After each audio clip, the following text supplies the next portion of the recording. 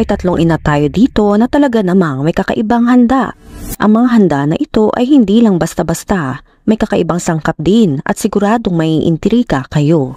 Tara, samahan niyo ako at kilalanin natin ang mga kakaibang ina.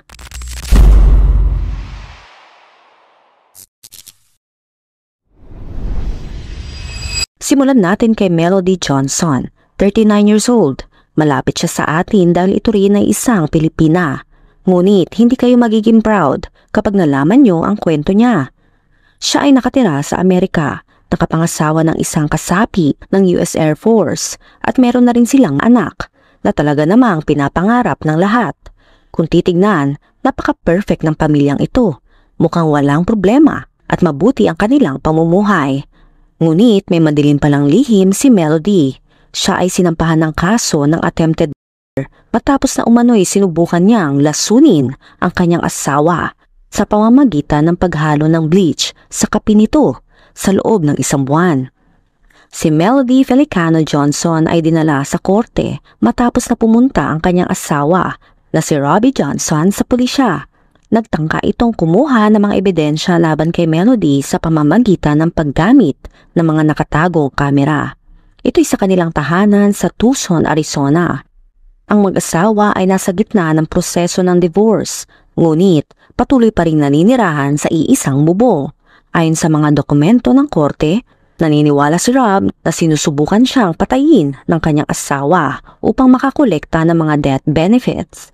Ang mga alegasyon ay naganap sa gitna ng pagtaas ng karahasan sa tahanan. Ito'y sa nakaraang mga taon ng kanilang pagsasama, kung saan ang ilang mga eksperto ay nagmungkahi na ang mga stress at lockdown ng COVID-19 ay maaring nagdulot ng masigit na problema. Halos 20 na tao bawat minuto ang pisikal na binubugbog ng kanilang kasintahan. Ito'y sa Estados Unidos. Ito'y ayon sa National Coalition Against Domestic Violence or NCADV. Nakatumbas ng higit sa 10 milyong tao bawat taon. Habang mas lamang ang pang-aabuso sa mga kababaihan, maaari ring maging biktima ang mga lalaki sa karahasan sa tahanan at ilang kaso ng pang-aabuso ay natutuklasan lamang pagkatapos na paslangin ang partner na lalaki. Isa sa bawat 7 babae at isa sa bawat 25 na lalaki ay nasasaktan ng kanilang kasintahan or partner. Ito'y ayon sa NCADV. Ang asawa ni Melody na si Rob ay nagsimula na nga ng sariling investigasyon matapos magkaroon ng matinding paghihinala sa asawa habang sila ay nakatira sa isang base sa Germany.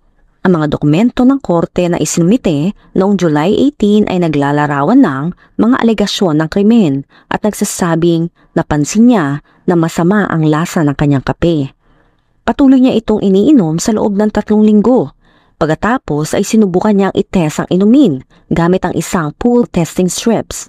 At hindi nga siya nagkakamali. Nagpakita nga ng mataas na antas ng chlorine ang kape ni Rob. Ngunit ito'y hindi galing sa gripo kaya siya ay nag-isip ng mabuti. Matapos magduda na ang kanyang kape sa araw-araw ay may nangingialam, ay dito na siya naglagay ng kamera ng patago.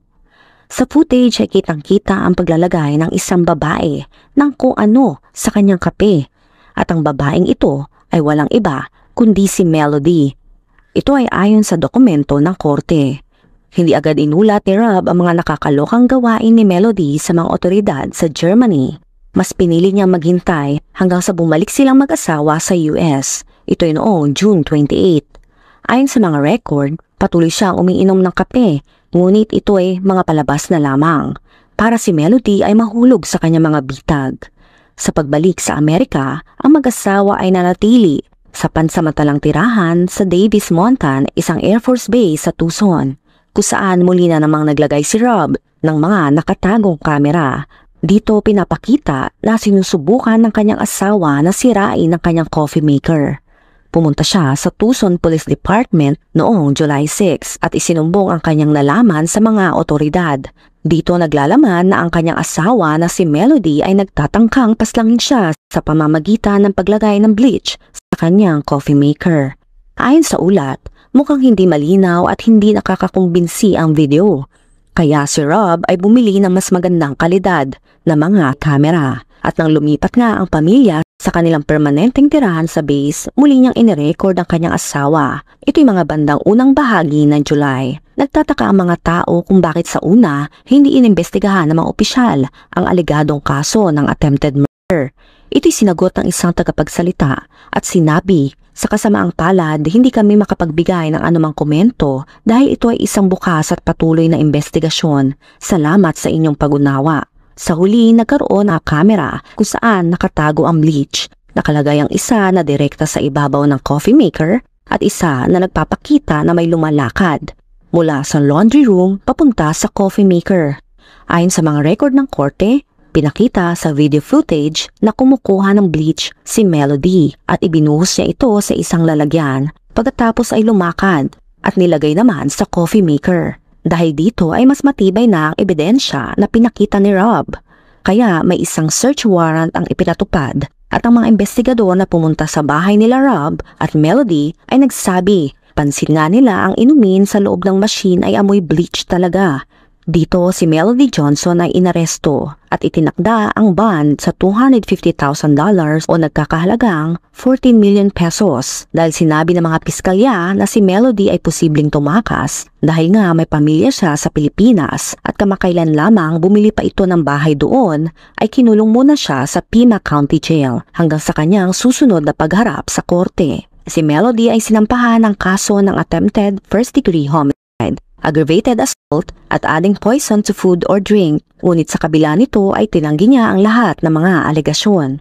April 8 matapos ang iba't ibang pagharap sa korte, si Melody ay sumang-ayon sa isang plea deal. Ginawa ito para bumaba ang kanyang kaso. Sa pagpayag sa mga termino ng kasunduan, sinabi ng kanyang abogado na inamin ni Melody na siya nga ay naglagay ng trace amounts ng bleach sa coffee maker ni Rob noong July 11 at July 18, 2023. Bawat alegasyon ay may Class 6 felony na may isang range ng parusa na mula 4 na buwan hanggang 2 taon. Si Melody na iyahatol sa May 10, 2024 ay maaaring tumanggap ng hanggang 4 na taon o maaari siyang palayain. May 10, 2024, si Melody ay hinatulan na ng 3 taon ng probation para sa paglalagay ng lason sa kape ng kanyang asawa. Sa pagbibigay ng sentensya, sinabi ng abogado ni Melody sa hukom na ang kanyang kliyente ay nakararanas ng anxiety at depression at kinuwento ang isang nakakalason na relasyon. Ipinahayag niya na si Rob ay naging abusado kay Melody at nagpapakita ng pagkawili nito sa alcohol. Sa paghatol, sinabi ng hukom na hiniling ng biktima sa korte na hatulan si Melody ng probation at mental health treatment. Kasama ng probation, iniutos ng hukom na huwag makipag-ugnayan si Melody sa kanyang asawa maliban kung may kinalaman sa kasalukuyang proseso ng diborsyo. Ang pangalawang ina natin ngayon ay taga Missouri na inakusahan na nagtangkang pastangin ang kanyang asawa. Ang babae ay nakilala bilang si Sarah Sheffer, 37 years old, isang part-time teacher sa art and design sa Calvary Lutheran High School. Ito'y sa Jefferson City, Missouri. Nakalagay ito sa website ng paaralan. Ang kanyang asawa ay si Matthew Sheffer at meron silang 2 anak na lalaki. Sinabi ng Jefferson County Police Department sa isang pahayag na inimbestigahan ng kanilang mga opisyal ang isang tawag na may kinalaman sa mga aligasyon ng intentional na paglalagay ng lason sa isang asawa. January 16, 2024, sinabi ng biktima sa mga opisyal na naniniwala siya na ang kanyang hindi maipaliwanag na sakit ay bunga ng isang intentional na paglalagay ng lason. Ayon sa mga dokumento ng korte, sinabi ng lalaki na may pinaghihinalaan siya, ang kanyang asawa, at sinasabi na ito ay naglalagay ng mga substance sa kanyang pagkain at inumin sa loob ng mga 6 na linggo. Siya ay nakararanas ng mga sintomas ng panlalabo ng paningin, kawalan ng malinaw na pag-iisip, pagkatuyo ng bibig, pagkapagod at pagduduwal. Sinabi ng biktima sa pulisya na nakita niya ang isang supot na may tatak na Lily of the Valley sa isang lamesa sa kanilang tahanan. Pinaliwanag ng lalaki sa pulisya na pinapakita ang isang larawan ng isang supot at isang berdeng mangkok. Pagkatapos, pinakita niya ang isang video mula sa isang secret camera na ang kanyang asawa na gumagawa ng isang smoothie gamit ang mga ugat na galing sa supot. Iniharap ng lalaki ang smoothie sa mga otoridad at ito ay pinasa para sa pagsusuri. Si Matthew ay isang regional manager sa US Foods ayon sa isang pahayag para sa probable cause. Sinabi ni Matthew na may 8 beses na binigyan siya ng kanyang asawa ng inumin o pagkain na may kakaibang lasa. Pagkatapos inumin, nakaranas siya ng mga matinding sintomas ng pagkalason. Kinumpronta ni Matthew ang kanyang asawa noong bagong taon matapos siyang bigyan ng isang inumin na may mapait na lasa at 2 beses nagbago ang kanyang kwento. Una, ang sabi ni Sarah ay ihi nito ang nilagay niya sa inumin ni Matthew. Pagkatapos ay inamin niya na naglagay siya ng isang industrial strength adhesive. At bandang huli ay tinanggi niya na naglalagay siya ng kahit ano sa pagkain o inumin nito. Ayon kay Tim Evans, veterinaryong toxicologist sa University of Missouri College of Veterinary Medicine, kung kumain ka ng sapat na dami ng halaman na ito sa maikling panahon, maaari ka makakita ng mga palatandaan ng mabilis. Dagdag pa niya, ngunit depende ito sa kung ano ang bahagi ng halaman at gaano karami ang iyong mauubos. Ayon kay Evans, ang parte ng lily of the valley na may pinakamalakas na lason ay ang mga ugat. Sinabi ng pulisya sa kanilang pahayag sa media, lahat ng bahagi ng substance na ginamit ay naglalaman ng maraming cardiac glycosides na nagpapabagal sa puso. Binanggit din sa pahayag na ang mga palatandaan ng pagkalason ng cardiac glycosides ay maaaring magdulot ng pagduduwal, pagsusuka at sakit sa tiyan. Dahil sa mga ebidensya, ay sinampahan ng attempted murder si Sarah at dinala siya agad para sa isang panayam. Sa panayam, inamin ni Sarah na nilalagyan niya ng lily of the valley ang pagkain ng kanyang asawa. Bukod dito, batid niya ang potensyal ng lason na kayang magdulot ng kamatayan o malubhang sakit. Ito'y ayon sa pulisya. Si Sarah na isang guro sa isang Kristiyanong paaralan ay inutusan na mag-leave na. Ito ay sabi ng paaralan sa kanilang pahayag. Si Sarah ay proud pa na pinost sa Instagram page na siya ay mother of 2 wild things and wife to a bearded foodie. Pero ang pulis ay duda at tingin nila ay plano niyang patayin ang asawa at pumunta sa Pakistan kasama ang 2 anak. Nahaharap ngayon si Sarah sa mga aligasyong attempted murder ng first degree at armed criminal action. Ito'y ayon sa mga record ng korte. Ayon naman sa Jefferson County Police Department, si Sarah ay kasalukuyang nakapiit sa Cole County Jail at nag-aabang ng paglilitis. Ang pangatlong ina naman natin ay galing sa Massachusetts. Siya ay inakusahan na sinusubukan na paslangin din ang kanyang asawa upang mapasa kanya ang isang peking star ng soap opera. Yes, mukha itong joke pero nangyari ito sa Massachusetts. Ngunit sinasabi niya na ito ay isang malaking misinterpretation. Si Roxanne Doucette ay kasalukuyang inimbestigahan dahil sa pagpapakain sa kanyang asawa na si Paul Doucette, 73 years old. Ito'y sopas na may lason noong unang mga bahagi ng December 2023. Tinanggihan niya ang mga aligasyon na sinasabi na ang sopas ay simpleng luma lang. Hindi ko siya nilason, sabi ni Roxanne. Hindi ko kailanman sinubukan na siya'y patayin sa anumang paraan. Mahal na mahal ko siya at hindi ko kailanman susubukang pumatay ng sinuman. Ilang oras matapos kumain ng sopas ni Paul ay tumawag ang kanyang asawa na si Roxanne sa 911 at siya ay dali-daling dinala sa ospital. Halos ito'y wala ng malay. Doon nakasalubong ng mag-asawa ang kanilang anak na babae na nagduda at nagsimulang suriin ng cellphone ng kanyang ina. Ayon sa mga dokumento, may mga mensahe sa cellphone mula sa isang scammer na nagpapanggap bilang bituin ng soap opera na nagnanais makipagkita kay Roxanne. Isa sa mga mensahe ay nagsabi na, kailangan mo nang tapusin ang iyong asawa, mahal. Kailangan na kita ng sobra. Ayon sa mga dokumento ng korte, sa huli ay sumagot si Roxanne na nagsasabing, gumawa ako ng isang sopas, may espesyal itong potion, baka maaari akong makapag-collect ng life insurance. Si Paul ay nakaligtas mula sa kanyang pagpunta sa ospital.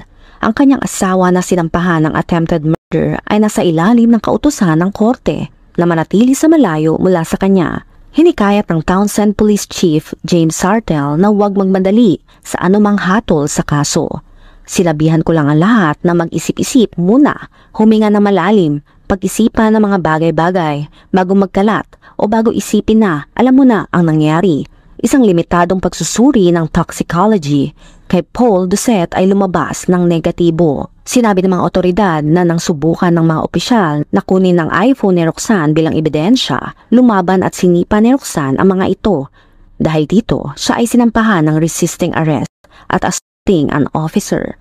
Ngunit hindi pa siya nasasampahan ng kaso kaugnay sa alegasyon ng pagkalason sa kanyang asawa. Pinapakita ng mga dokumento ng korte na siya ay iniharap noong December 4, 2023 at pinalaya sa kondisyon na hindi siya makikipag-ugnayan sa kanyang asawa at anak. Iniutos sa sumailalim siya sa mental health evaluation na may follow-up treatment at makulong sa isang bahay na may GPS monitoring.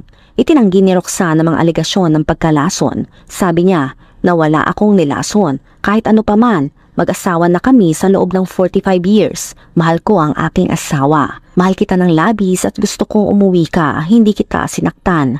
Dagdag ito na mensahe niya para sa kanyang asawa na nagsampa ng restraining order laban sa kanya na inaprubahan naman noong December 4.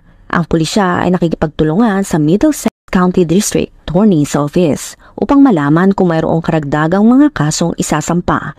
As of the moment, wala pang update sa kung ano man ang magiging kaso ni Roxanne. Ano masasabi mo sa kwento natin ngayon? Inosente ba talaga ang nagpakain ng sopas na si Roxanne? Sapat na ba ang mga sinampang kaso kay Melody at Sarah? Let me know sa comment section.